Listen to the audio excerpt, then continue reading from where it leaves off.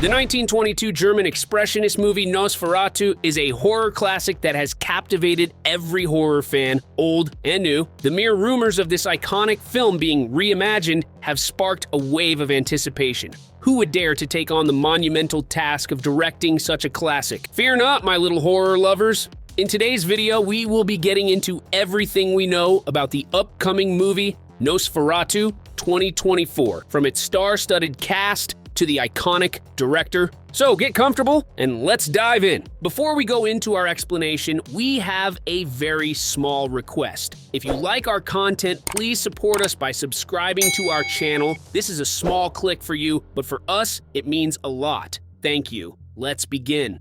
Shadows and Screams, a look inside Nosferatu 2024. The original movie, Nosferatu, is quite the genre-defining movie. It started out as a direct copy of Bram Stoker's novel with a few changes in the names and locations. It gave off very much copying someone's homework with slight changes energy. This unauthorized use of Bram Stoker's classic definitely led to a lot of legal issues, of course. Eventually, there was a court ruling that all copies of this film were to be destroyed. However, quite a few of those copies survived, and eventually they became digitized and gained the cult following that it has now. The story is set in the 1800s. Here, we follow our young protagonist, Thomas Hutter. He was asked to help Count Orlok with some paperwork and was sent to the said Count's home. But what he found there was way beyond anything he could have ever imagined. Turns out this Count Orlok wants to buy a new house. This is pretty simple, right?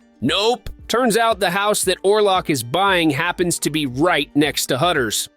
Coincidence? I think not. Thomas soon realized that there was something awfully fishy about Orlok. The way the townsfolk react whenever he takes the man's name and the way Orlok ends up in some rather bloody situation. These were reason enough for Hutter to think that Orlok could very well be a creature of the night, that is, a vampire. But before Thomas could turn tail and run away, Orlok commented on Hutter's wife and her beauty. Specifically, I like the way her neckline seems to be. Now, I do not know about you, but I personally would take my wife and all of my belongings and run away if someone complimented her this creepily. However, I do understand why Thomas decided to stay and take revenge. He does not run away from his problems like I do. I respect that. Ellen, Hutter's wife, read a book on vampires and learned that the only way this vampire can be defeated is if a pure-hearted woman willingly gave him her blood.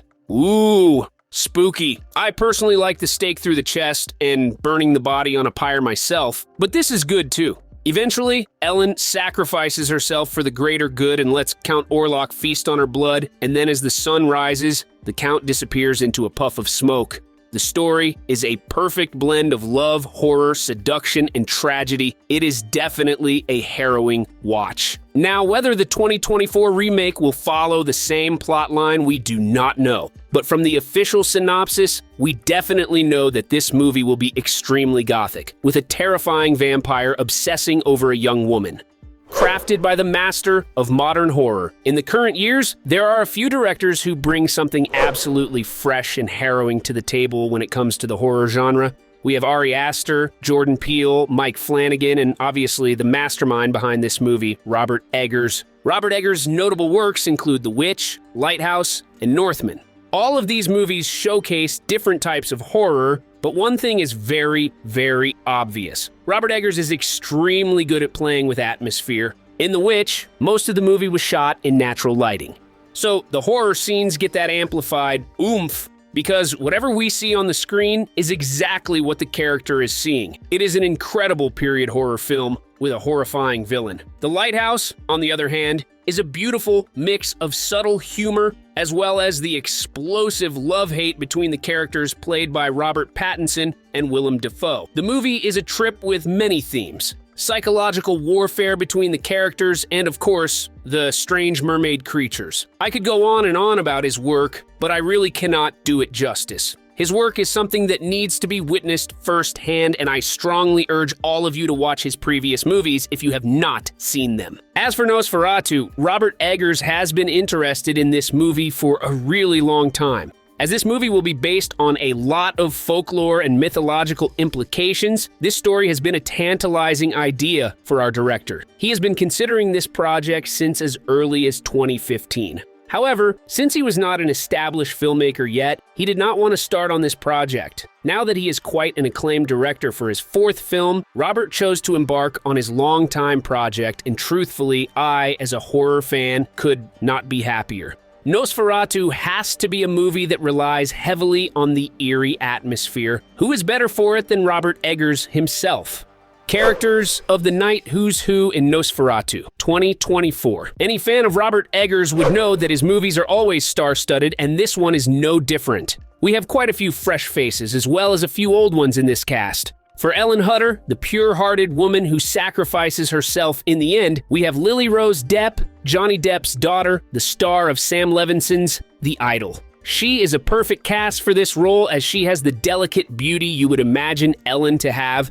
But she is also determined to see things through to the end. For Thomas Hutter, the poor boy who got entangled in this mess just by following his employer's words, we have Nicholas Hoult. Nicholas Hoult has a very charming, boyish face, and you can take one glance at him and understand that he is a good guy. No doubt all the viewers would find themselves sympathizing with Thomas as things go down, given how strong Nicholas's acting chops are. We welcome back William Dafoe in this movie as the professor obsessed with hunting vampires, Professor Alban Eberhard von Franz. Lastly, the one we are all excited about is Count Orlok.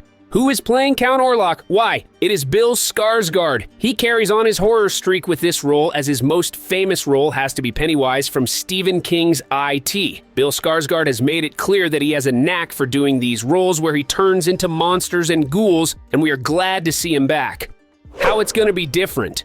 One of the striking differences of this Nosferatu is that we do not actually see Bill Skarsgård in his final form. This leaves so much for us fans to wonder. All we see in the trailer is his shadow extending out on the town and onto Ellen's face. It is clear that he is someone to be scared of because all the characters of the movie are completely terrified of this mysterious Nosferatu. By withholding the reveal of the Nosferatu, the trailer succeeded in building anticipation in all of our hearts, making us wonder just what Bill Skarsgård's Nosferatu looks like. This also made everyone eager to learn more about the movie. This is the best part about Robert Eggers' trailers. They never give too much away, and it is just the thing that flames the hype. Robert Eggers has always been very particular about not giving away too many details in the trailers, effectively enticing everyone to look into the trailers and the movie more. Curiosity is always what drives the viewers and flocks them into the theaters, and Robert Eggers certainly has that down, with Robert Eggers making his very own version of Nosferatu with such an amazing cast. We sure are curious about how this will turn out.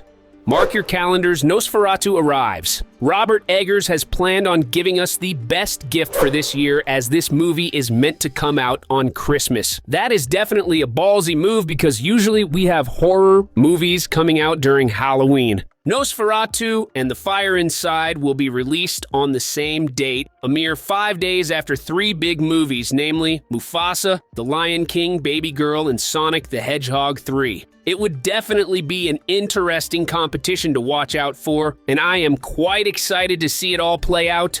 Marvelous verdict. Robert Eggers is one of the most impactful horror directors in our current generation. As a fan of the genre, I am very happy to live in a universe where Robert Eggers, Ari Aster, and Mike Flanagan make horror movies. I, for one, am super excited about this movie. If you too are curious about the movie, do not forget to show up at your local theaters on Christmas Eve this winter. Also, check out the movie trailer for the perfect bite-sized thrill that will surely chill your bones and send a shiver down your spine. Let us know what you think in the comments below. Don't forget to like, share, and subscribe, and we'll see you guys in the next one.